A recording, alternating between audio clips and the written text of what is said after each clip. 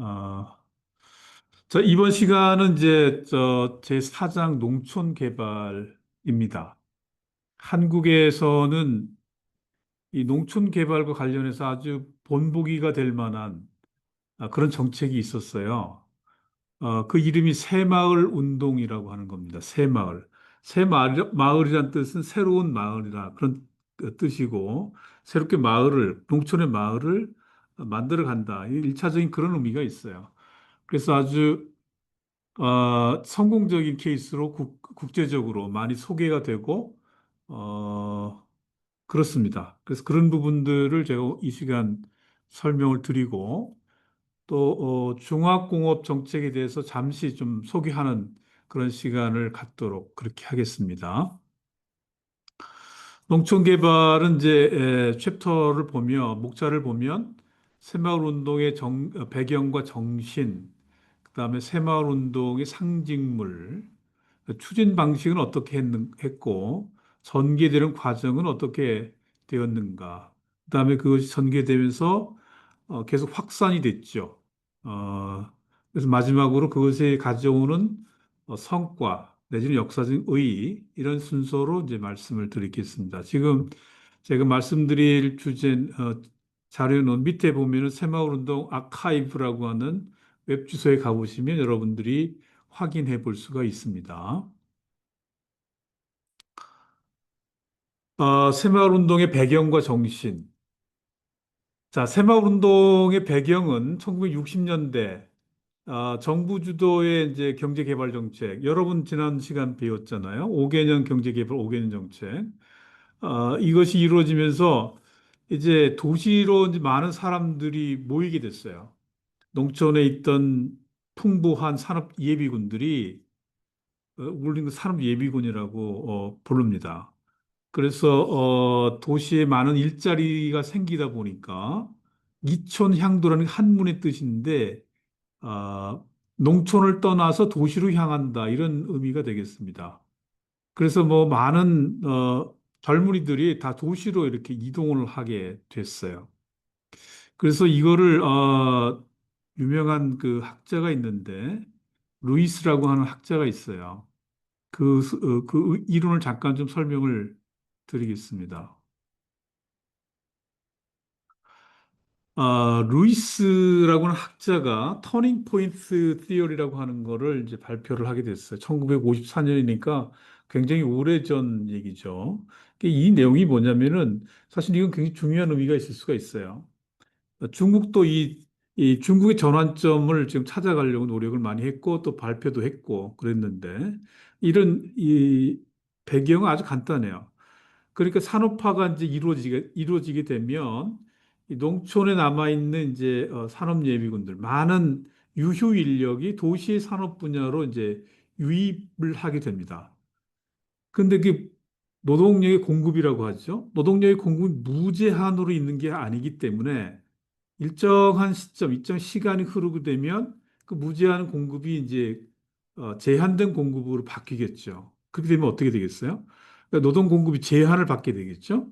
제한을 받게 되니까 도시에서는 이제 임금을 올릴 수밖에 없는 상황이 발생하게 되고, 그 다음에 따라서 이제 비용이 많이 들어가고 효율이 이제 떨어지는 그런 구조로 바뀌면서 이제 경제 성장 속도가 둔화가 되는 그런 상황. 그러니까 바뀐다는 뜻이 이제 터닝 포인트다. 그런 거죠.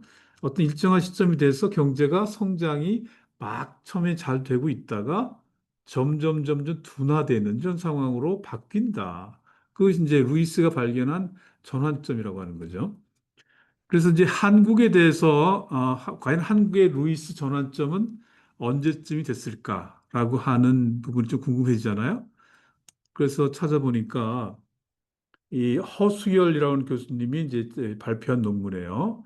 그림에서 보시면 맨 위에 이 검은색으로 표시된 게 이제 농촌의 주택 수의 변화입니다. 주택들이 어느 일정 시점에서 그렇게 감소하고 있잖아요. 그다음 두 번째 좀 더 진한 검은색 그래프가 뭐냐면은 이제 이게 이제 각 주택의 평균적인 인구 수입니다. 그러니까 한 가정에 이제 몇 명의 사람들이 같이 살고 있느냐. 이것도 쭉 가다 60년대 중반쯤 돼서 이렇게 꺾이죠. 그러니까 상대적으로 농촌의 인구가 줄어든다고 하는 얘기를 할 수가 있잖아요. 근데 이 사람들 다 어디 갔느냐? 이 도시로 이동을 한 거예요. 그 도시에는 제조업이 잘 발달돼 있으니까 이게 지금 점선 빨간 점으로 쭉 이어진 게 이제 이게 취업자 수, 그러니까 도시에 취업한 근로자 수죠. 이게 갑자기 증가하기 시작했어요. 그러니까 서로 반대 방향이 이루어졌죠. 그러니까 이게 뭔가 인구에 이렇게 급격한 변화가 있음을 알 수가 있습니다. 그랬더니 경제적 현상이 뭐가 발생했느냐? 지금 이 새파란 점선으로 된 이 줄은 뭐냐? 그래프는 뭐냐면 한국의 실질 임금이에요. 실질 임금이 쭉 오다가 60년대 후반에서 갑자기 이렇게 증가하기 시작하는 이런 상황이 이제 발생을 하게 되는 거죠. 그러니까 이 학자는 허수열이라고 하는 이분은 한국에서 1960년대 중반 무렵에 루이스 전환점을 통과하게 됐다. 그런 얘기를 지금 하고 있는 겁니다. 그러니까 이제 이분이 오랜 연구 끝에 이런 결과를 냈고 결과적으로 60년대 중반이면은 우리가 경제개발 계획이 1962년부터 시작했잖아요. 1차 경제개발 계획 중에 이런 루이스 전환점을 통과하게 됐다라고 하는 얘기를 하고 있는 겁니다. 중국에서도 이런 연구를 했어요. 그러면은 몽골에서도 이런 이런 분석을 해볼 필요가 있지 않을까 하는 생각이 듭니다.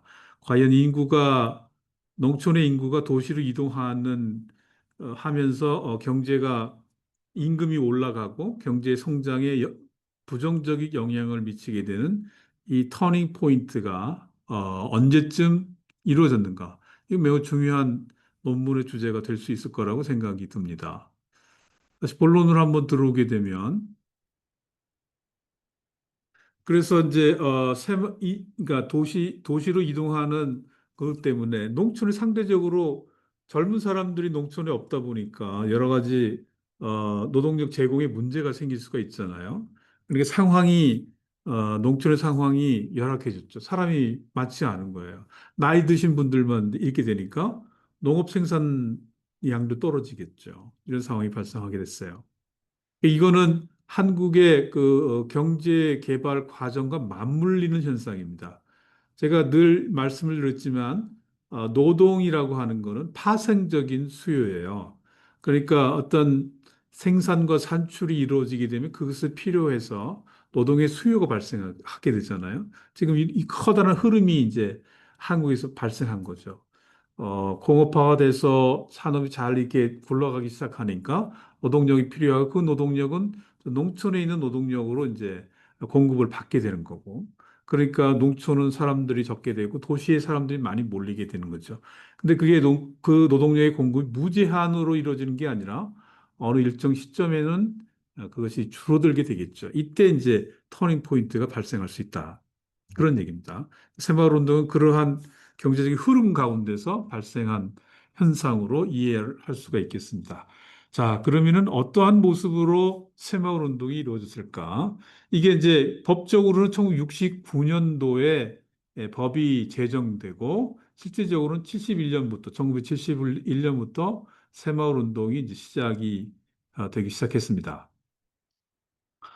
그래서 관련된 조직들이 만들어졌죠. 그 내무부라고 하는 데서 새마을 지도과, 새마을 운동 중앙협의회, 새마을 지도자 연수원 이런 것들이 막 신설됐어요. 그 새마을 운동 지도자들이 이제 이 리더 그룹을 만들어야 되지 않겠습니까? 그랬고, 그다음에 이게 이제 농촌뿐만 아니라 이제 확산되는 상황이 이제 발생하게 돼요. 71년에 시작했지만 74년 뒤에는 도시와 공장에도 이 새마을 운동이 이제 확대가 되는 이런 상황이 발생했어요. 기본적으로는 새마을 운동은 이제 농촌을 활성화하는 그것이 기본적인 정신입니다. 근데 그것이 이제 확대가 됐다. 그렇게 이해를 하시면 되겠습니다. 지금 이제 몽골 상황은 어떤지는 모르겠습니다. 몽골은 이제 그러니까 농촌보다는 이제 유목 산업들이 많이 발달했을 거라고 생각이 드는데요. 한국과 좀 직접적인 비교하기는 좀 어려울 것 같습니다. 무슨 몽골에 대해서도 이런 어떤 새로운 농촌 활성화 운동 이런 것들이 있었으면 좋겠다는 생각이 들고 확인해 볼 필요가 있다고 생각이 듭니다. 이 새마을 운동의 기본 정신이 세 가지가 있어요. 이건 굉장히 기본적인 거고 보편적이고 누구나가 알 수 있는 그런 얘기죠. 첫 번째, 근면하다. 그 다음에 자조. 자조라고 하는 것은 스스로를 돕는 거죠. 협동, 이런 거 여러분 잘 아시겠죠? 그래서 이 근면 자조 협동이라고 하는 그 세 가지 정신이 이제 새마을 운동의 근간이 된다. 그런 말씀을 드릴 수가 있겠습니다. 그 새마을 사업을 잘 하는 마을은 주민들이 부지런한 마을이었고 자립 정신이 강하고 협동을 잘하는 그런 마을이었다. 그럼 정신을 하나씩 좀 잠깐 살펴볼까요? 근면, 영어는 diligence죠. 그 이야기는 그 부지런한 거죠, 부지런. 게으르지 않고 부지런한 거죠. 그래서 성실한 자세를 가지고 있는 것이 가져야 되는 것이 새마을 운동의 기본적인 정신 중에 하나다. 이건 뭐 사회 발전의 기본 가치죠. 어느 나라나 어느 사회나 필요한 얘기라고 생각이 듭니다. 두 번째가 이제 자조, 셀프 헬프죠. 그러니까 이것은 남에 의존하는 그런 마음을 버리는 거죠. 자신의 운명을 스스로 개척해 나가는 거죠. 이게 자기 극복의 실천적인 덕목이라고 볼 수가 있습니다. 이것도 역시 매우 기본적인 가치라고 보여집니다. 세 번째 가치가 협동이죠. 그러니까 농촌 사회는 아무래도 도시와 달라서 이 협동할 수밖에 없는 그런 상황입니다. 왜냐하면 인구도 적고 모든 상황들이 자연에 대해서 극복을 해야 되는 상황이기 때문에 협동이 매우 필요하겠죠. 그래서 이 공통의 목표를 설정을 하고 이걸 달성하고 그러려면 단결과 화합이 필요하겠죠. 그래서 이런 협동의 결과로 이룩한 성과에 대해서 많은 사람들이 보람과 긍지를 갖게 되는 이런 이제 결과를 갖게 되겠죠. 그래서 근면하고 자조하고 협동하는 정신이 이제 새마을 운동의 세 가지 기본 정신이다. 새마을 운동을 대표하는 깃발이 있습니다. 깃발, 새마을. 그러면서 녹색 바탕에 이제 가운데에 오렌지 컬러의 이제 잎이 이게 만들어져 있죠. 매우 심플하죠. 금방 이제 인식을 할 수가 있는데 이것이 의미하는 바는 이제 이 바탕, 녹색 바탕이라고 하는 거는 녹색 혁명, 그린 리볼루션이죠. 그러니까 뭐 산에 나무가 없긴 산에 나무도 심어야 되는 어떤 녹색, 그린한 어떤 그 분위기를 조성하는 그런 걸 상징하는 거고 가운데 황색, 오렌지 원은 이제 협동하고 그다음에 소득을 창출하고 그런 무한한 가능성을 상징한다.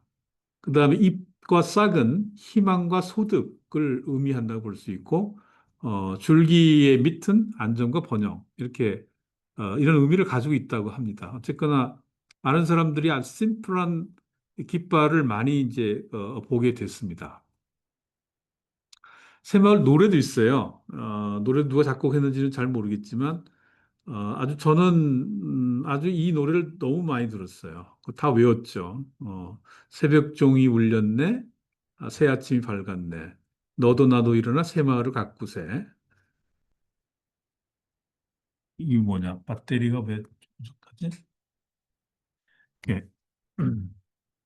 살기 좋은 내 마을 우리 힘으로 만드세. 이렇게 1절부터 4절까지 새마을 노래가 만들어졌고 아주 귀에 못이 박히도록 많이 들었던 그런 노래라고 생각됩니다.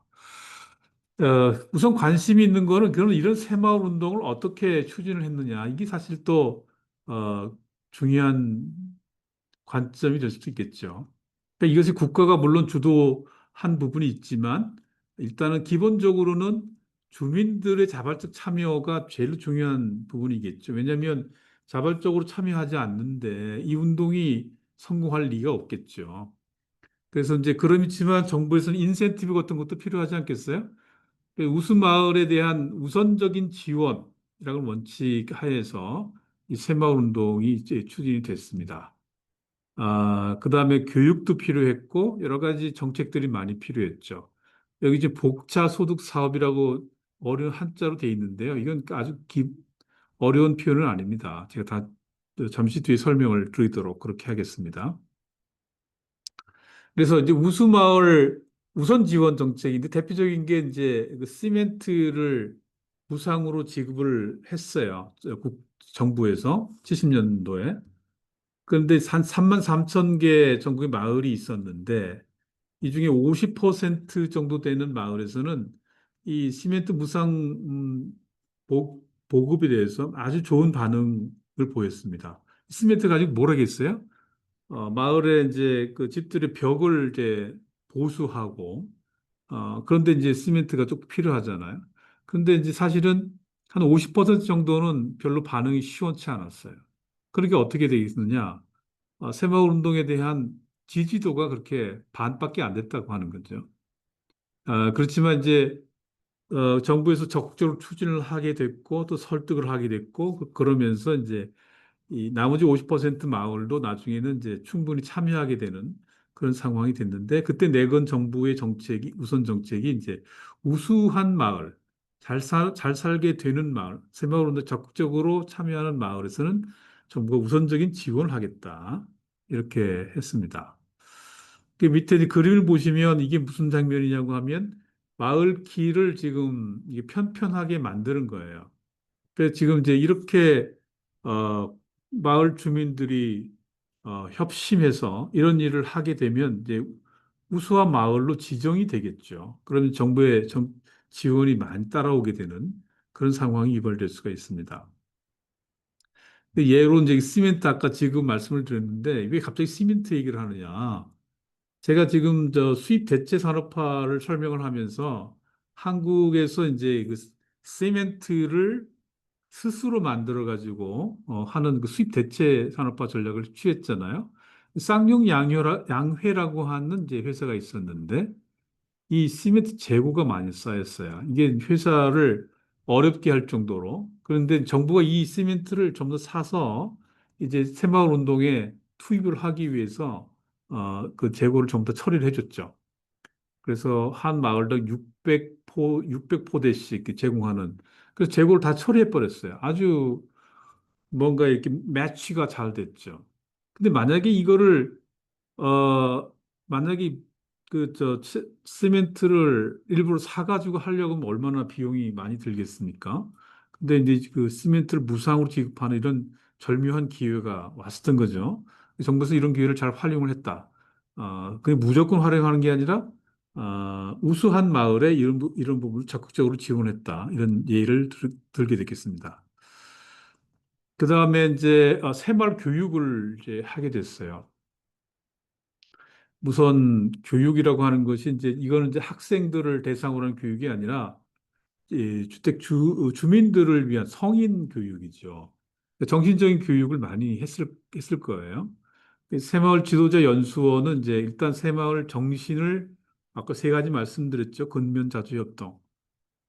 정신교육을 하게 됐고 그에 따라서 어떻게 행동을 해야 되는지에 대한 실천 교육을 또 하게 됐고 그러면서 마을에 어떤 여러 가지 문제점이 이렇게 발생하게 되고 해결해야 되는데 그 협동해서 뭔가를 할 수 있도록 그러려면 이제 어떤 그룹 미팅, 분인 토의 이런 것들이 필요하지 않겠어요?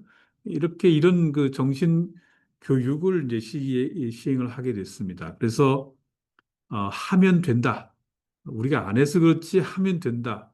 이런 자신감을 이제 어, 자극을 시킨 거죠. 그래서 세마운동의 성과가 이제 이끌어내지는 그런 상황이 됐습니다. 지금 이게 보시는 건 이제 분임 토의하는 얘기죠. 사명을 교육을 하는데 쭉 둘러앉아가지고 어떤 주제에 대해서 논의하는 그런 자리가 되겠습니다. 그 다음에 아까 제가 뒤에 설명하겠다는 복차 소득 사업. 복차란 말을 리피트라고 하는 개념으로 이해를 하시면 됩니다. 그러니까, 이건 이제 말로 설명보다 뒤에 그림을 설명하죠. 자, 밑에 이제 그래프를 보시게 되면 이 두 가지가 있잖아요. 가운데를 보세요. 가운데를 보면 복차 소득 사업의 예로 마을의 양묘를 조림한다. 이 양묘라는 게 묘목이잖아요. 묘목을 키우는 거예요. 나무의 묘목이 됐든 아니면 농산물의 묘목이 됐든 뭐 배추도 됐든 뭐 무도 됐든 이런 어, 양묘를 이제 만드는 거죠. 키우는 거죠. 그다음에 한우라고는 한국의 소를 번역을 설명을 의미로 하는 겁니다. 이거를 이제 입식한다. 그러니까 키울 수 있도록 도와주는 거죠. 그다음 토지를 조성한다. 이런 마을에 어떤 중요한 사업이 있는데 여기에 정부가 지원을 해주는 거예요. 오른쪽을 보세요. 마을 양묘 계약 재배 이렇게 표현돼 있잖아요. 정부가 이런 마을 양묘 사업의 일정한 부분에 기금을 투자하는 거예요. 투자. 그러면 이제 이거를 이제 나중에 이걸 팔게 된다든지 또는 그렇게 되면 이익금이 발생하겠죠. 이익금을 두 가지로 나누는 거예요. 하나는 50%는 주민들한테 배부 분배를 해주는데 50%는 다시 마을 기금으로 적립하는 거예요. 그렇게 일단 한순대 돌았잖아요. 다시 위로 올라가서 이번에 한우 입식을 했다. 그럼 마찬가지 과정을 거쳐서 이게 정부가 지원해주고 거기서 발생하는 소득을 주민들한테 50%는 분배를 해주고 50%는 다시 마을 기금 펀드로 적립해서 계속 이게 돌아갈 수 있도록 그러니까 어떻게 투자와 저축이 돌아갈 수 있도록 하는 것. 이 소득 사업을 이제 한 거죠. 그러니까 쭉 보면은 이제 미래 소득 사업에 재투자해가지고 저축과 투자가 선순환 구조를 만든다.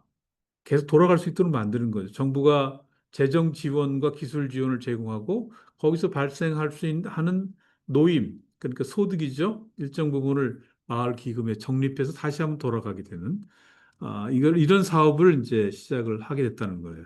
그러니까 농촌에서도 농사 일을 통해서 소득이 발생하게 되고 이 소득이 다시 선순환 과정을 거칠 수 있도록 하는 중요한 프로그램이다 이렇게 생각이 듭니다. 매우 농촌에 있으신 분들한테는 뭐랄까 관심을 가질 만한 그런 사업이 되겠죠. 그렇게 해서 이제 그 복자 소득 사업이죠. 쉽게 말하면은 그걸 시행을 하게 됐고 그렇습니다. 그 전개 과정을 한번 보면은 이게 히스토리 측면에서 어떻게 전개가 되어 왔는가 한 3단계 정도로 한번 보죠. 기본적으로는 한 4년에 한 번씩 어떤 변화를 주고자 노력을 했습니다. 첫 번째 70년부터 73년 기간에는 일단은 스타트하는 거잖아요. 기반 조성기죠. 그 새마을 정신을 점화기였고요. 그다음에 방향성을 정립하는 그런 시기가 되었습니다. 아까 말씀드린 우수마을 지원 정책을 이제 추진을 했어요.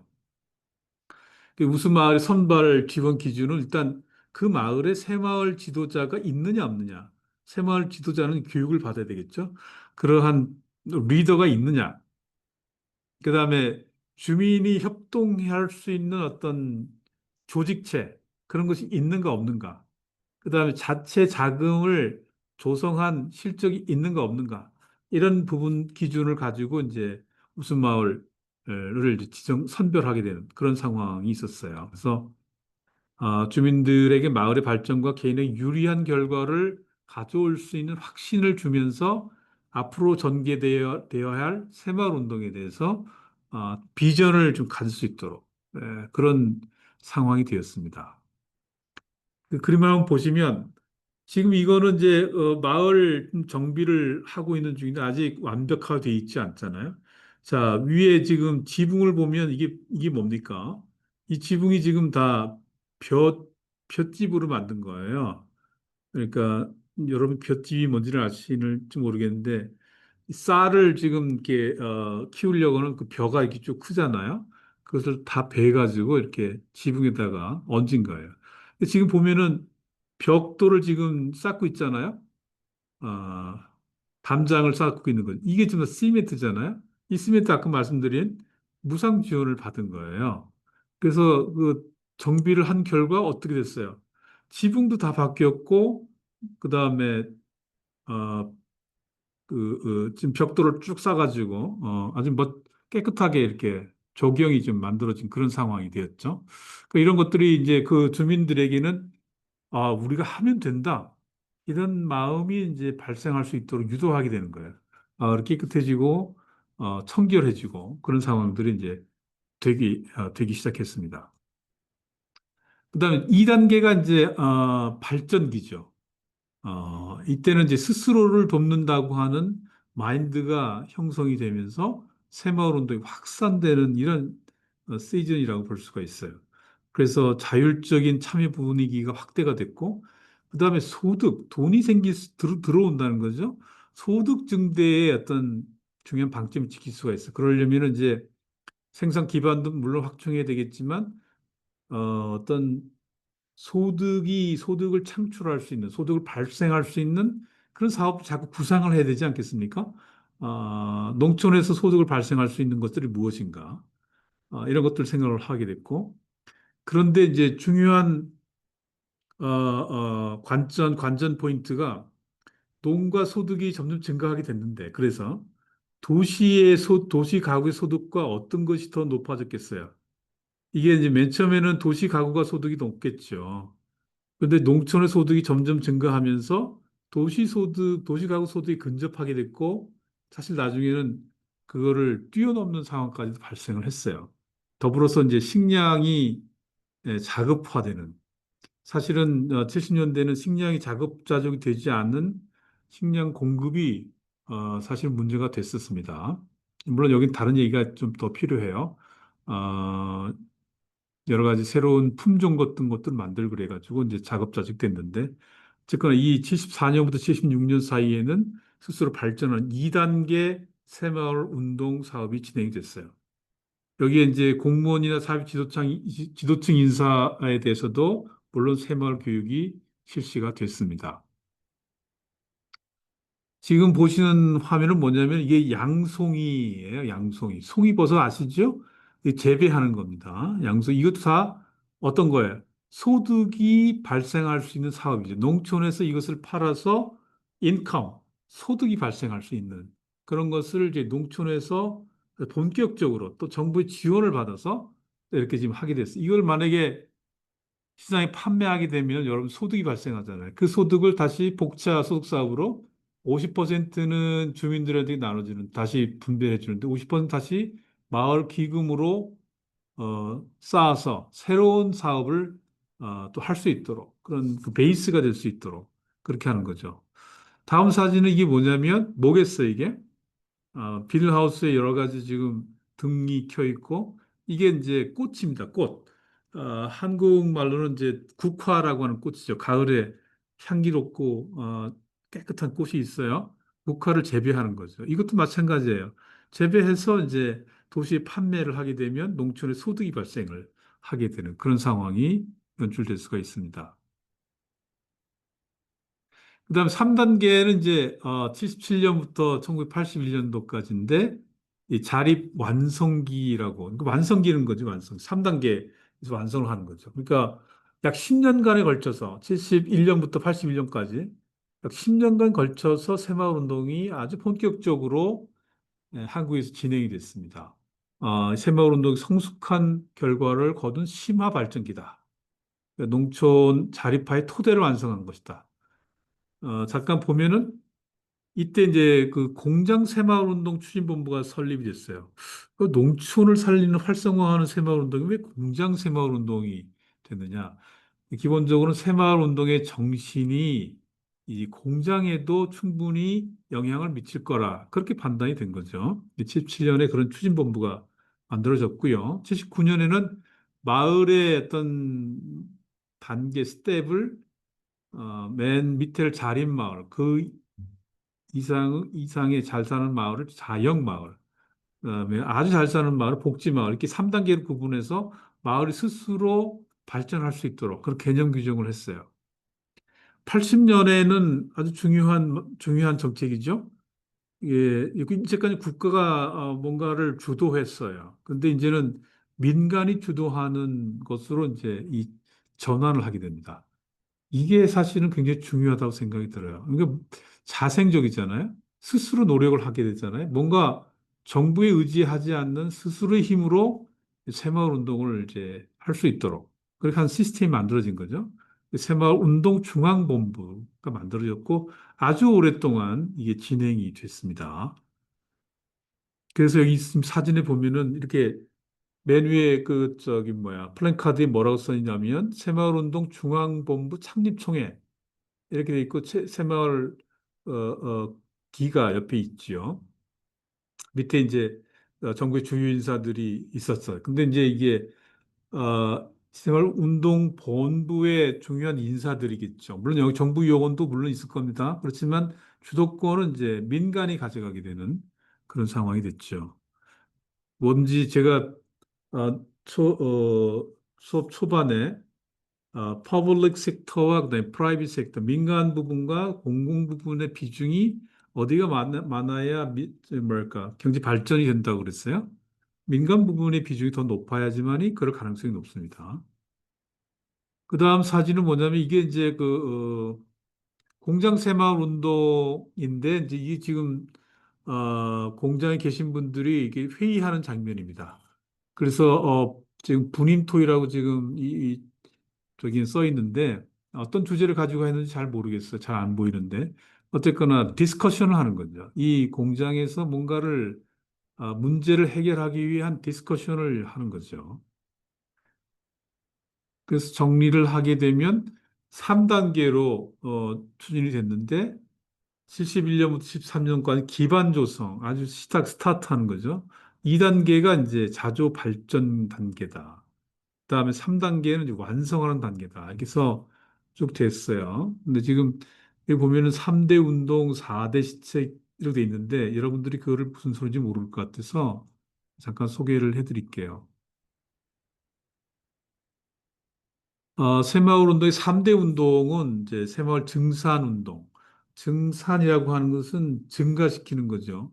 새마을 운동을 해서 뭔가 소득이 됐든 아니면 생산물이 됐든 증가시키는 운동을 했고, 그다음에 근검 운동, 새마을 근검 운동. 이거는 열심히 일하지만 절약하는 운동이죠. 그다음에 인보 운동. 여러분들이 중국어 한자를 알고 계신지 모르겠네요. 인보. 인자라고 하는 건 이웃을 가리키는 거예요. 이웃을 보호해 주는 거예요. 그러니까 이웃을 일종의 하나의 뭐랄까 서로 돕는 거죠. 이웃을 도와주는 그런 운동. 3대 운동이었고 4대 시책 일종의 어떤 좀 더 디테일한 거는 새마을의 소득 증대를 하는 것이 일단은 소득 증대가 제일 먼저 나오잖아요. 농촌도 소득이 증대할 수 있도록 해야 인센티브가 발생할 수 있는 거예요. 그 운동이 서스테이너블하게 지속 가능할 수 있도록 할 수 있는 거죠. 그다음에 노임소득. 이 노임소득이라고 하는 것은 이제 어디에 어떤 회사에 어 뭐랄까 근로자로 참여한다든지 아니면 노동력을 제공한 대가로 소득을 받는 거죠. 그다음에 새마을 국민교육, 그다음에 도시 새마을 운동 이런 것들이 지금 4대 시책으로 해가지고 좀 더 명확하게 새마을 운동을 예, 추진을 했던 그런 겁니다.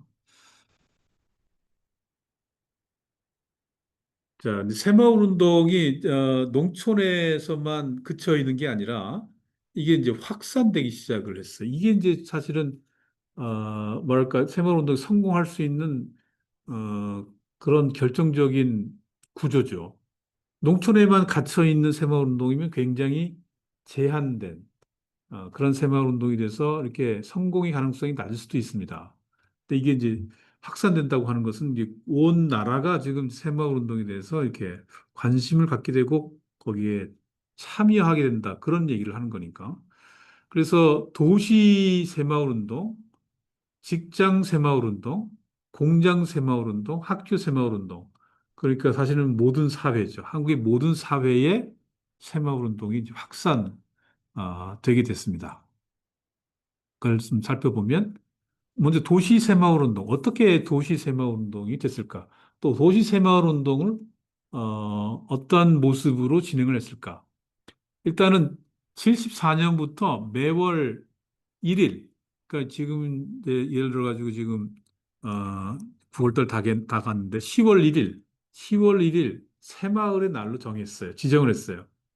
그래서 어떤 행동을 하게 됩니다. 그 중요한 운동 중에 하나가 뭔가 그 도시의 질서를 바로잡는 그런 거를 하게 됐어요. 정신질서, 행동질서, 환경질서 이런 것들을 이제 하게 됐는데 여기에 이제 필요한 조직이 있어요.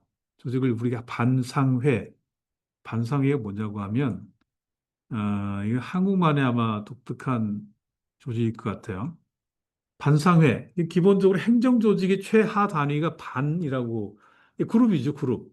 반을 구성을 하고 있었어요. 이건 이제 한국의 특유한, 독특한 그런 조직이죠. 조선시대부터 있었다고 하니까. 여기에 이 반에 가구 대표자들이 있지 않겠어요? 그 집의 대표자들이 있겠죠. 반이면은 예를 들어 세 가정이 하나의 반이 될 수 있고, 네 가정이 하나의 반이 될 수 있고, 아니, 열 가정이 하나의 반이 될 수 있지 않겠습니까? 그럼 열 가정이 반이라면 그 가정의 대표자들이 이제 정기적으로 모이는 거예요. 한 달에 한 번씩. 그래서 원래회를 갖게 되는 이런 조직이 만들어졌어요. 근데 이제 이게 70년대에는 이런 반상회, 이것도 사실은 굉장히 유행을 했어요. 저도 충분히 기억을 하는데. 이게 이제 요즘 세대는 한국의 뭐랄까, 주택의 모습이 다 아파트 문화잖아요. 아파트가 굉장히 많잖아요. 요즘 세대는 또 정보통신이 발달됐기 때문에 이 원래회로 직접 이렇게 모이는 상황들이 좀 어려울 수 있어요. 또, 원래 주제가 농촌을, 정신질서를 이렇게 갖춘다 이런 개념보다는 이제는 주민들에게 친목을 도모하고 또 아파트에 공동의 안건이 있지 않겠습니까? 그런 걸 또 토론하는 그런 모임으로 약간 모습이 좀 바뀌었습니다. 어, 지금 이제 그런 모습이 바뀌었다는 건 어쨌거나 중요한 거는 이제 그런 최하의 조직이 있어서 이 반상회를 중심으로 해서 어떤 움직임이 발생하는 거죠. 도시 새마을 운동을 해서 이웃 돕기, 그다음에 도시 환경을 좀 깨끗하게 하는 거예요. 저축을 하고 저축 운동을 벌이는 거죠. 그다음에 폐품을 수집을 하고 그다음에 먹고 사는 식생활 문제를 개선하고 가족 계획. 가족 계획 제가 한번 말씀드린 것 같은데 우리 한국이 지금 인구가 감소하는 것 중에 하나가 이 가족 계획 운동을 너무 철저하게 하면서 문제가 됐었는데 그 당시의 문제점은 너무 인구가 많아서 우리가 아무리 소득을 높게 벌어들인다 하더라도 가족의 삶이 이렇게 나아지지 않는다. 가족을 줄이자. 그래서 한 가정에 두 명 나와서 잘 살아보자. 이런 캐치프레이즈 있었으니까 이런 걸 하기 위해서 반상회에서 이런 서로 논의를 하는 거죠. 의견을 교환하는 거죠. 소비자 보호, 봉사활동 이런 것들을 이제 하게 됐어요. 그림을 한번 볼까요? 자, 이게 뭐 하는 모습 같아요? 이게 서울 남산 음악당에서 청소하는 작업입니다. 마대자루에다가 이제 주변에 여러 가지 쓰레기들을 좀 모아가지고 이게 한두 명이 아니잖아요. 이분은 어떤 모자를 썼어요, 모자. 이 모자가 새마을 모자 같은데 어떤 도시를 깨끗하게 하는 거죠. 환경을 정화하는 거예요. 그다음에 이건 뭡니까? 이건 도로의 화단을 지금 가꾸는 거예요. 이 화단을 잘 가꾸게 되면, 이 도시잖아요. 지금 차도 다니고 옆에, 전체적인 도시 이미지도 좋아지고, 그렇잖아요. 이건 어떤 모습이에요? 이거는 지금, 서울 모습인데, 아, 이게 지금 폐품을 지금 이렇게 리어카에다가 좀 실었어요. 그러니까 집에서 안 쓰는 물건들을 지금 다 이렇게 내놓는 거죠. 그럼 집안도 훨씬 더 버퍼가 생기고 좋겠죠. 이거 다시 또, 고물상에다 갖다 주셔서 소득이 발생할 수 있는 큰 돈은 아니겠지만, 그런 게 만들어질 수가 있어요. 이건 또 뭡니까? 이거 옆에 아파트도 있는데, 이거는 이제 픽업하는 거예요. 지금 학생이 타고 있네요. 그래서 어떤 여기 새마을 지도자 협의회의 자가용 함께 타기. 그러니까 자가용으로 학생들을 데려다 픽업해 주는 거예요. 학교까지. 이런 운동들이 이제 있었고, 이거는 어떤 행진을 하는 거네요. 그 새마을 운동을 홍보하기 위한 행진 같아요. 머리에는 지금 녹색 그 모자를 썼는데 좀 운동을 상징하는 그런 모자가 되겠습니다. 그 다음에 도시뿐만 아니라 직장의 새마을 운동도 있어요. 직장의 새마을 운동. 이거는 이제 주로 사무직에 해당하는 직장이 되겠죠. 그래서 공공기관, 정부 부처라든지 공기업이라든지 또 기업체, 사기업체, 그다음에 어떤 그 직능 단체, 무슨 협의회 이런 단체가 있지 않겠습니까? 이런 데를 대상으로 하는 직장 새마을 운동이죠. 여기도 환경 정화, 에너지 절약. 이때 당시 사실은 오일 쇼크 때문에 에너지 문제가 심각했죠. 그래서 되도록이면은 석유, 오일을 적게 쓰는 그런 게 이제 유행했었는데, 그리고 정책적으로 추진을 했었는데, 그런 얘기. 친절하고 또 서비스 향상하는 것도 중요한 이슈가 되겠죠. 그다음에 근무 분위기를 아주 즐겁게 만드는 것도 직장 새마을 운동의 하나의 액션 중에 하나다. 그다음에 농촌의 바쁜 계절에 가서 일손을 돕기 하는 거죠. 그러니까 이게 자매 결혼을 맞는 사업까지도 있었어요. 어떤 기업이 어떤 농촌의 어떤 어, 아주 구체적인 그 농촌 지역하고 일대일로 이렇게 결연을 맺는 거예요. 그래서 농촌이 바쁜 계절이 있잖아요. 농촌 수확하는 계절. 농촌은 사실 젊은 일꾼들이 없으니까 일손이 많이 딸려요. 그래서 이제 직장에서 직접 그 시기에 가을쯤 되겠죠. 그러니까 돕는다든지 또 불우이웃을 돕는다든지 또 거리 질서를 확립한다든지 줄서기를 잘 한다든지 이게 직장의 지역의 발전을 위해서 매우 의미 있는 행동이겠죠. 그래서 이게 지금 뭐냐면은 이 어떤 고려 서적이라는 회사인데 이게 케이크 있네요, 가운데. 이 생일 잔치를 하는 거예요. 그 옆에 이제 둘러 계신 분들은 이제 그 직장에 일하는 근로자들이겠죠. 하고 축하해주고 좋잖아요. 좋은 분위기잖아요. 케이크를. 그다음에 이거는 어떤 장면입니까? 이건 이제 합창단이네요. 이런 취미 활동을 할 수 있도록 서로 배려해 주는 거죠. 그럼 이런 직장 안에서 분위기가 아주 좋아지고 명랑한 분위기가 만들어지지 않겠어요? 뭔가, 우리 회사에서 이러한, 운동들이 있고 이런, 아, 뭐랄까, 자기 취미를 키울 수 있는 기회가 있구나. 직장에서 애사심 같은 것도 발생하겠죠. 이거는 질서하는 거. 지금 이제 건널목을 이렇게 잘 지나가고 프랭카드에 보면 질서는 문화 시민의 자랑 이렇게 돼 있네요. 질서 도시에서는 이 질서라고 하는 것이 굉장히 의미가 있죠. 이건 여러 가지 사고를 방지하기도 하고 또 이건 뭐죠? 프랭카드에 보니까 직장 새마을 운동 순회 평가회 이거는 이제 직장 새마을 운동의 결과를 가지고 한번 평가를 해보자 한 회의를 하고 있어요. 한국전력공사 충북지사에서 직장 새마을 운동을 평가하는 모임을 가지고 있습니다. 가지고 있군요.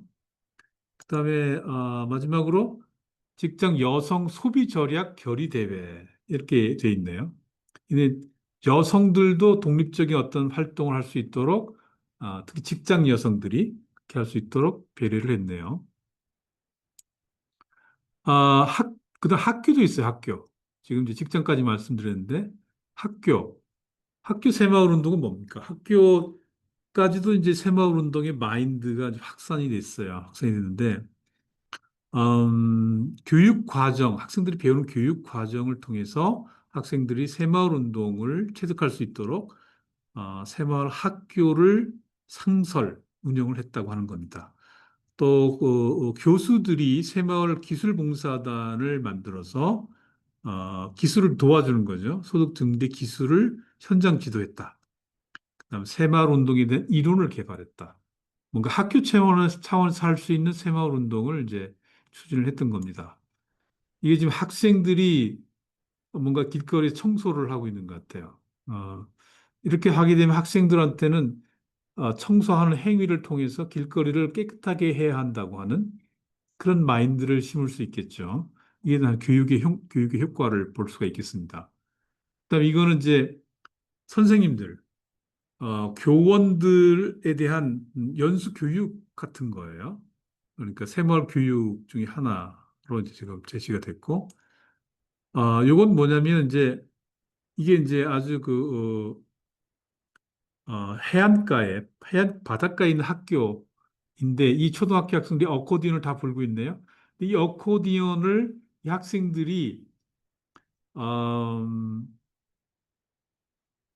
물고기를 판 것, 그 다음에 조개 같은 거를 이렇게 공예품으로 만들어가지고 그 돈을 가지고, 대금을 가지고 이걸 샀다고 하는 거예요.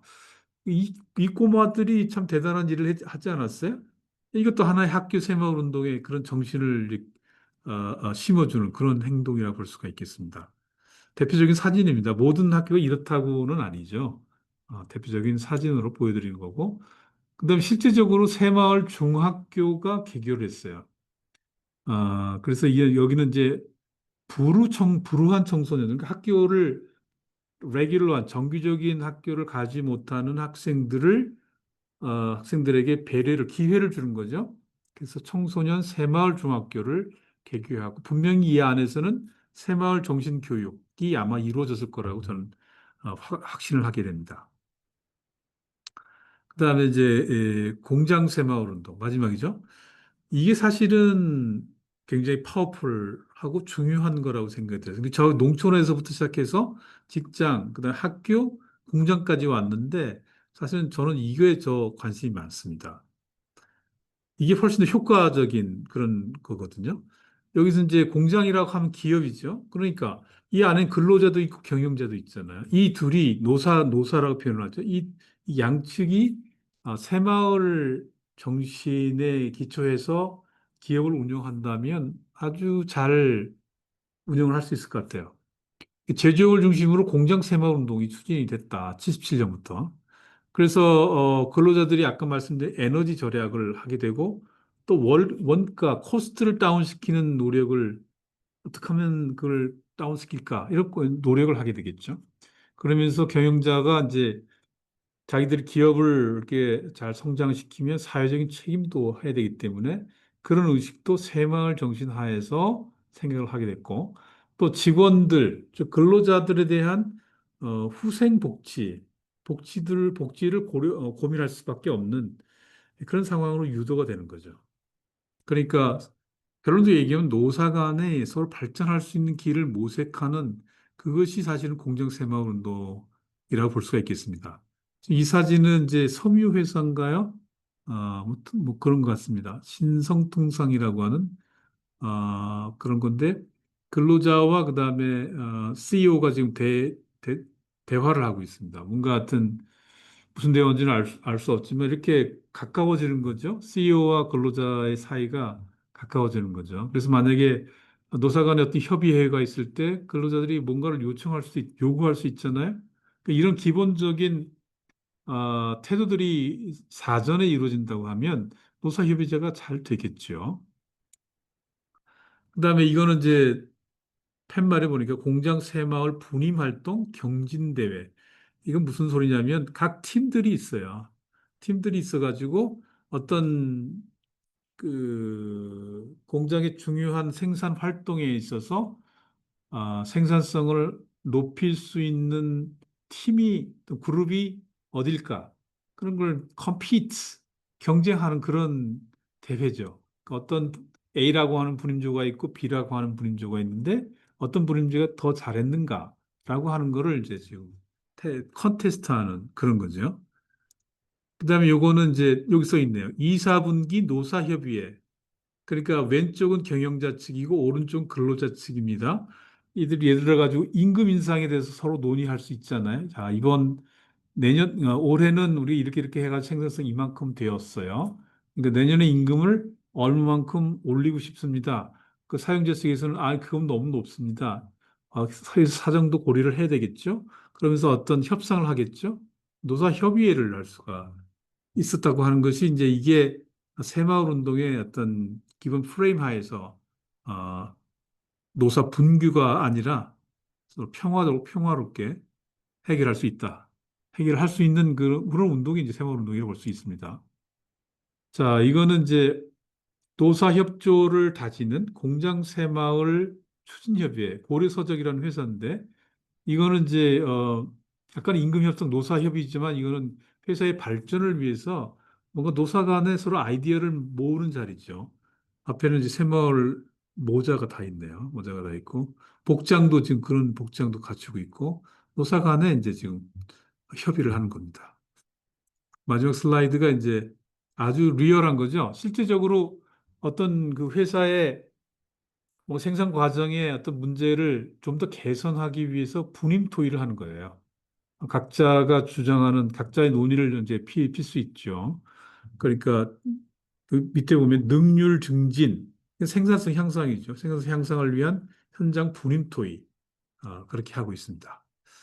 자, 일단 좀 쉬었다 할 텐데요. 일단 이렇게 새마을 운동이 사실은 농촌에서부터 시작을 했지만 이제 직장과 학교와 그다음에 공장에까지 확산되는 그래서 한국 사회에 새마을 운동이 아주 기저에 바탕에 깔리는 그러한 운동이 되었다라고 하는 걸 말씀드리고 잠깐 쉬었다가 이제 그 성과는 과연 어땠는가 그걸 좀 살펴보도록 그렇게 하겠습니다. 잠깐 쉬겠습니다. 그럼 새마을 운동을 또 사람들이 잘 추진해서 성공적인 모델 케이스로 그렇게 되는데 과연 그 성과, 역사적 의의는 어떻게 되었는가? 그세 가지 측면에서 한번 살펴볼 거예요. 경제 발전, 사회 개발, 또 정신 개발 측면에서 이제 살펴볼 텐데 우선 경제 발전 측면에서 과연 새마을 운동이 얼마만큼 영향을 줬느냐? 예, 국가 경제 전체 측면에서 볼 수 있고 개별 경제 주체 측면에서 볼 수가 있어요. 이 경제 성장에 또 소득 증대에 도시와 농촌 간의 격차를 해소시키는데 또는 균형 발전 또는 자본 형성 등에 좋은 영향을 주었다. 그런 얘기를 이제 하고 싶은 거죠.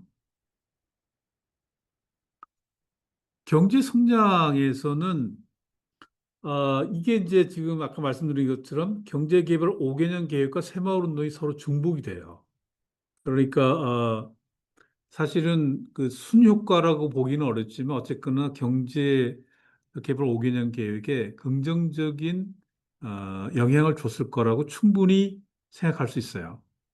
그래서 72, 76, 77, 85년 연평균 경제 성장률이 10.2%와 6.5%인데 이건 새마을운동 추진 시기에 아주 높았다. 이런 얘기를 하고 있는 겁니다. 충분히 그럴 수 있었죠. 농촌의 소득과 저축이 증대됐고, 농촌 지역의 자본 형성, 농촌 지역의 자본이 뭐가 있을까? 뭐, 대표적으로 떠오르는 게 농촌의 다리 있잖아요. 농촌 개울물을 지나다니는데, 이제 다리를 봤잖아요. 다리가 자본 중에 하나죠. 그 다음에 주택을 건축물이니까, 주거용 건물이니까, 잘 슬레이트 지방으로 또 저기 건물로 잘 지었다면 그것도 자본이죠. 자본의 유형에 대해서 제가 말씀드렸잖아요. 또, 근데 고용 효과도 가져왔고, 생활 수준도 향상이 됐고, 또 공산품에 대한 유효 수요라는 게 뭐예요? 소득이 생기니까, 어, 생필품을 사게 되는 상황이 수요가 발생하잖아요. 이건 유효한 수요인 거죠. 소득이 있기 때문에 수요로 연결되는 아주 이펙티브한, 유효한 수요가 되는 거죠. 그래서 나중에 공급이 다 또 유발될 수 있는 그런 수요를 지금 만들어냈고, 산업 발전에 이제 이바지했다. 그런 얘기가 되고요. 잠깐만 제가 준비한 자료가 하나 있는데, 아, 이게 이제 지금 이 당시가 한국이 처음으로 만든 승용차입니다. 승용차. 이 포니라고 하는 이름이 포니예요. 조랑말 이런 뜻이에요. 마치 가만히 보면은 조랑말의 형상화된 것처럼 보이죠. 이 뒷모습을 보면 이런 모습으로 돼 있어요. 밑에가 뒤에가 이렇게 짤름하게 되는. 이게 이제 한국이 75년도에 현대 자동차에서 독자적인 모델을 시장에 출시를 하게 됐습니다. 이것은 한국 국민들에게는 마이카라고 하는 아주 그런 비전을 갖게 되는 그런 상황이었어요. 이런 것들도 사실은, 어, 도시에만 이 자동차가 굴러다니는 게 아니라 농촌에서도 소득이 발생하니까 이런 자동차를 살 수 있는 그런 상황이 됐습니다. 아주 국민들에게는 생활의 모습이 확 바뀌는 그런 상황이었죠. 밑에 보면은 되게 포니 자동차예요. 포니 자동차가 지금 선적되고 있는 거예요. 수출을 하기 위해서. 그러니까 이제 상당히 한국 경제 발전에 중요한 역할을, 중요한 달러를 갖다가 벌어들이는 그런 상황이 됐고, 이 공장 새마을 운동으로 이제 이루어졌다. 이렇게 보는 거죠. 그 다음에가 이제 도시와 도농이라는 게 도시와 농촌의 줄임말이에요. 도시와 농촌 간 소득 격차가 완화됐다. 그래서 1970년에 농촌의 소득이 도시의 한 61%, 61.7%였대요.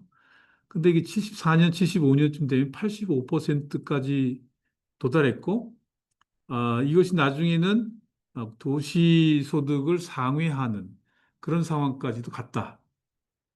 예, 물론 항상 그렇지는 않겠지만 농가 소득이 그만큼 이제 올라왔다라고 하는 것을 이제 보여주는 겁니다.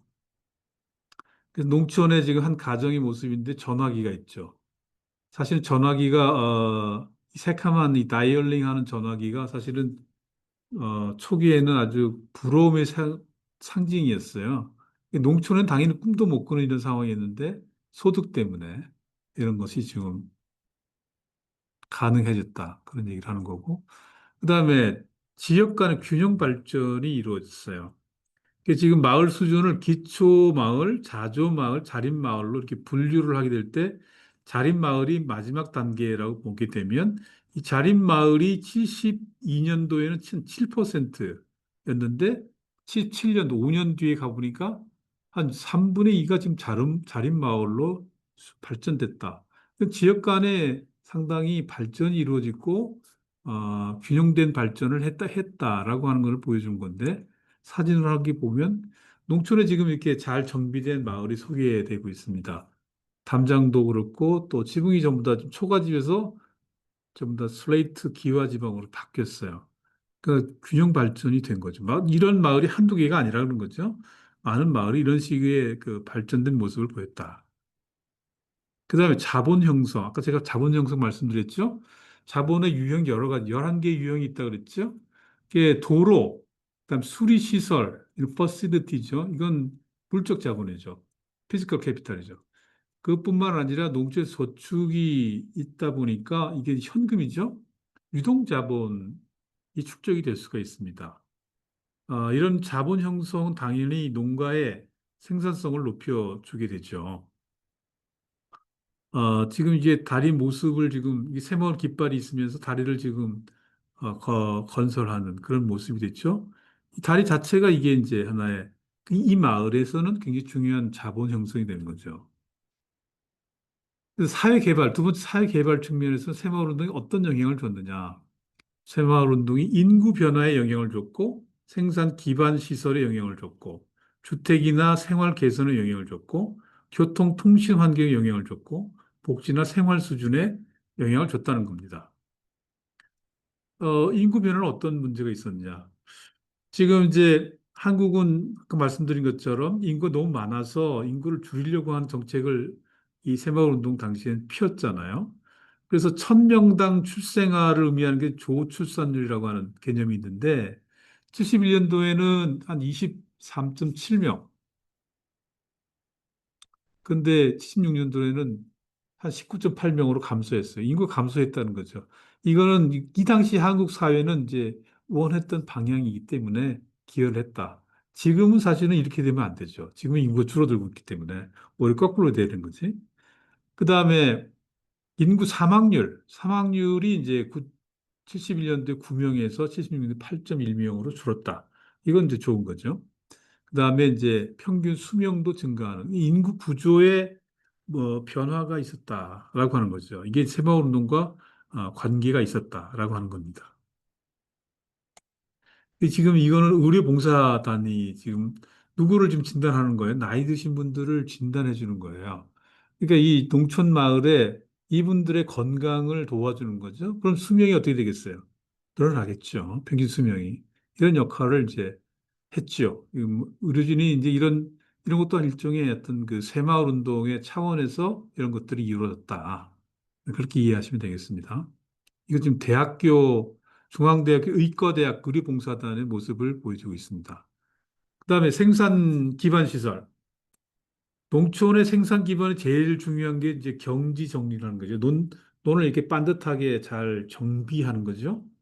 이것이 한 2배 정도 증가했어요. 이건 굉장히 중요한 거죠. 그래야 소득, 그다음에 소출, 생산성 향상이 될 수 있는 거니까. 그다음에 수리시설을 배수로와 상수도 이 수리시설을 좀 갖추었어요. 그러니까 농촌에서도 수돗물이 나와요. 수도 그냥 대충 마을에 있는 마을에 우물을 파서 하는 게 아니라 상수도 시설이 이제 갖춰졌어요. 그다음에 농로에 배수로, 그다음 저수지 이런 생산 기반 시설이 만들어졌고, 그다음에 기계화가 도입됐어요. 손으로 할 때와 기계로 할 때는 농업 생산량이 굉장히 큰 차이가 있겠죠. 지금 이 트랙터로 지금 추수하는 장면입니다. 이건 사람이 아주 힘든 작업 중에 하나예요. 근데 기계로 쭉 해버리면 아주 엄청난 생산량을 거둘 수가 있죠. 생산성이 아주 엄청나게 증가하는 그런 상황이 될 수가 있겠습니다. 기계화가 됐고. 그다음에 주택, 그다음 생활 개선이 있었다. 그 주택 개선은 그 뭐냐면 화장실을 개량하고 지붕을 개량하고 담장을 개량하고 마을 안길을 확장하고 하수도를 개선하고 작은 하천을 정비하고 이런 환경 개선 사업. 이거는 뭐 농촌의 모습을 확 바꿔놓는 거죠. 도시와 농촌의 격차를 많이 줄여주는 그런 개선 사업이죠. 초과 지붕이 많이 이제 바뀌었습니다. 어, 또 전기가 81년도에는 모든 농촌에 다 보급이 됐어요. 이거는 대단한 혁명이죠. 농촌이 이제 전기가 보급되기 전에는 이제 그 등불이 있었죠. 그게 굉장히 어, 어둡고 그런 또 이 전기가 보급되니까 이제 TV나 냉장고나 이런 전자제품, 가전제품이 쓸 수가 있었는데 농촌의 생활을 굉장히 많이 획기적으로 개선한 사례가 되겠죠. 지금 이게 한국의 전형적인 초가지붕입니다. 초가집. 아, 그렇죠? 이것도 좋은 점이 있긴 하지만 이 부분이 지금 이렇게 개선이 됐어요. 슬레이트 내지는 기와지붕으로. 이 생활 환경이 확 개선이 돼버렸죠. 담장 계량도 있었고. 그래서 지금은 이제 농촌의 환경이 옛날 모습하고는 옛날 모습을 찾아볼 수 없을 정도로 많이 개선이 된 그런 상황이 되겠습니다. 그다음에 교통과 통신이 많이 환경이 개선됐어요. 아까 말씀드린 이제 트럭이 막 그 마을 안으로 들어가가지고 물품을 어, 제공하기도 하고 그 마을에 진입로 개설들이 돼가지고 또 차량, 마을 버스들이 운행할 수 있도록 그렇게 됐고 통신이 아까 전기가 보급됐다 그랬죠. 그러니까 라디오, TV 이런 것들이 자연스럽게 이제 확산이 되고 그러면은 이제 정보를 더 빨리 접속을 할 수 있겠죠. 정보를 획득하고 또 농촌의 문화생활이 크게 향상이 되었습니다. 이건 이제 하늘에서 본 이제 농촌의 아주 잘 발달된 그런 모습인데 일단은 접근성이 좋고 아주 지붕도 그렇지만 멋진 모습으로 탈바꿈했네요. 그다음에 이제 복지와 생활 수준이 향상이 됐어요. 소득 증대가 돼서 이제 생활용품 구입이 증가했고, 네, 공동이용시설, 마을회관 이런 타가서라든지 이런 복지시설이 증가했고, 병원과 약국이 또 근처에 이제 설치가 되는 그런 마을들이 이제 상당히 2배 이상 증가가 되는 상당한 복지죠. 그래서 이런 유치원, 유아원 이런 것들이 이제 시골에도 만들어지기 시작한 그런 상황이 되겠습니다. 마지막 정신 개발, 정신을 educate, 개발하는 거죠. 개발. 그래서 이제 근면, 자조, 협동이 이제 새마을 운동의 세 가지 정신, 기본 정신인데 이런 걸 통해 가지고 합리적이고 생산적인 생활 태도가 이제 만들어지고 나도 할 수 있다. 자신감이 만들어지고 또 국민의 의식이 큰 변화가 있는 그런데 새마을 운동이 굉장히 큰 기여를 했다. 이렇게 보시면 되겠습니다. 그래서 마을 주민의 태도가 진취적이고 적극적이고 과학적으로 변했고 또 국민의 민주의식과 합리성이 크게 향상이 됐다. 지금 이거는 이제 새마을 정신을 실천하기 위해서 지금 하천을 지금 이렇게 개량하는 그런 모습이죠. 나중에 이제 비가 많이 와서 홍수가 나더라도 이 하천의 모습이 변하지 않도록 고정시켜주는 역할을 하죠. 생활 양식이 많이 개선이 됐어요. 생활 양식이 지금 몽골 지방에서 단백질 섭취량이 당연히 높겠지만 이 한국은 그렇지가 않아요. 한국은 탄수화물을 많이 섭취하는 그런 문화이기 때문에 단백질 섭취가 적었어요. 이게 이제 식생활 개선이 돼서 소들도 많이 키우고 돼지도 많이 키우고 닭도 많이 키우고 그러니까 축산업이죠. 그 영양 개선이 많이 이루어졌고 건강에 관심이 많아지게 됐어요. 이건 지금 식생활 개선 교육하고 실시인데요. 사실은 굉장히 옛날 모습이에요. 지금 이런 모습을 찾아볼 수가 없습니다. 한국은 지금 뭐 거의 TV에 이런 뭐야 음식을 막 만드는 것은 뭐 TV에 다 나와 있고 유튜브에 나와 있고 이런 상황이 됐지만 이 당시는 이런 것이 굉장히 낯선 풍경이었어요. 이게 농촌에 계신 분들이 이런 모습을 보면 굉장히 낯선 풍경이죠. 근데 이제 이게 새로운 모습, 문화로 이제 발생하게 되는, 생기게 되는 그런 상황이 이제 연출되었죠. 그다음에 인간관계들이 이제 훨씬 더 이 협동 정신이 강해지고 내부의 커뮤니케이션이 잘 발달되었어요. 그러니까 의사소통에 문제가 없었어요. 이게 중요한 것은 새마을 그 반상회가 됐든지 마을 회의를 통해서 주민들이 이게 하나가 되는 그래서 인간관계가 매우 좋아지는 그런 상황이 발생했죠. 볼까요? 이게 반상회의 모습입니다. 이게 도시에서 이루어지는 거예요. 이게 다 이웃 주민들이에요. 주민들이 어떤 주제를 가지고 좀 논의를 하고 있는, 그러니까 자연스럽게 서로가 서로를 알게 되는 기회가 되잖아요. 그러니까 인간관계가 굉장히 좋아지는 거죠. 거래 관계도 많이 개선됐다. 지금 이제 새마을 구판장이라는 건데, 그러니까 여기는 이제 실제적으로 소비가 이루어진 현장이 이죠. 새마을 구판장이니까 훨씬 낮은 가격에 물품을 들여와서 농촌 주민들에게 제공하게 되는 그런 상황이 되는 겁니다. 그 유통관계가 이제 개선이 근대화가 되는 거죠. 물물 교환이 아니라 이렇게 근대화가 되는 이런 과정들을 이제 어, 겪게 되는데 이게 기본적으로는 새마을운동 일환으로 이루어졌다라고 하는 겁니다. 이런 성과들이 이제 새마을운동을 통해서 발견할 수가 있다. 네, 그런 겁니다. 여기까지가 지금 농촌 개발에 대해서 제가 지금 설명을 드린 거고 조금 더 나아가 보겠습니다.